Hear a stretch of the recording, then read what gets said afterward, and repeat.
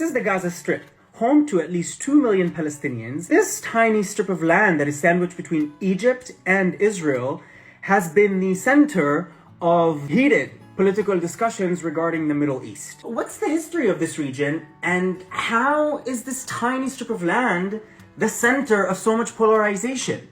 Let's unpack it all.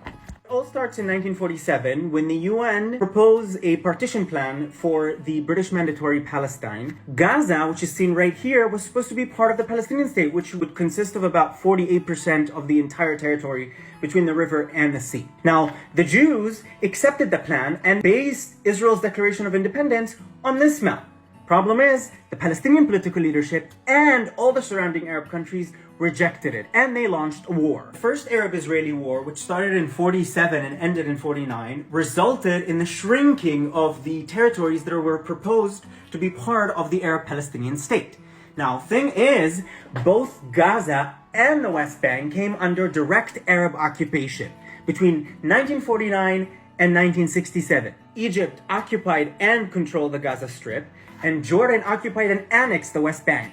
In 1967, and after endless Syrian attacks on Israel from the high grounds of the Golan Heights and endless terrorist attacks by the Fedayeen from Gaza and Sinai, who were funded by the regimes around, Israel launched a preemptive strike against the Egyptian Air Force and the Syrian Air Force. And in only 6 days, Israel captured the Sinai Peninsula and the Gaza Strip from Egypt, the West Bank from Jordan, and the Golan Heights from Syria. In 1978, Israel gave back the entirety of the Sinai Peninsula to Egypt for peace. Starting from 1993, Israel started to slowly hand over control of Palestinian territories to the Palestinian Authority, after both Israel recognized the Palestinian Liberation Organization as the representatives of the Palestinian people, and the PLO recognized Israel's right to exist.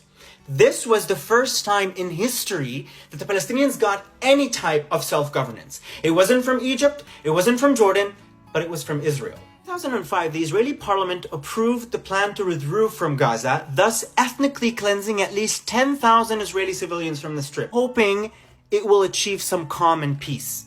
But what happened next is the total opposite of peace. In fact, it only distanced us from the peace that we're all yearning for. In 2006, Hamas won a plurality in the Palestinian elections in the West Bank and a majority in Gaza. And in 2007, less than a year later, because of disagreements with Fatah, the other main Palestinian political party, Hamas basically took over Gaza violently, murdering any opposing Palestinian faction in the Strip itself.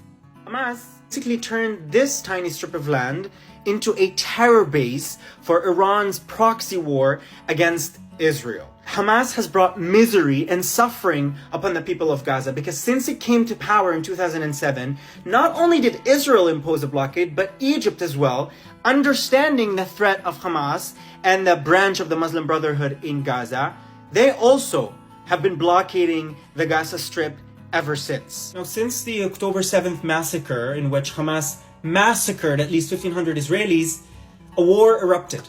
And Israel, which has the right to defend its citizens and its sovereign borders who were violated, attacked Gaza. And the Palestinian civilian casualties are just tragic and heartbreaking. But you need to remember this. If it wasn't for the Iranian regime and its terror proxies, Gaza would have been the Singapore of the Middle East.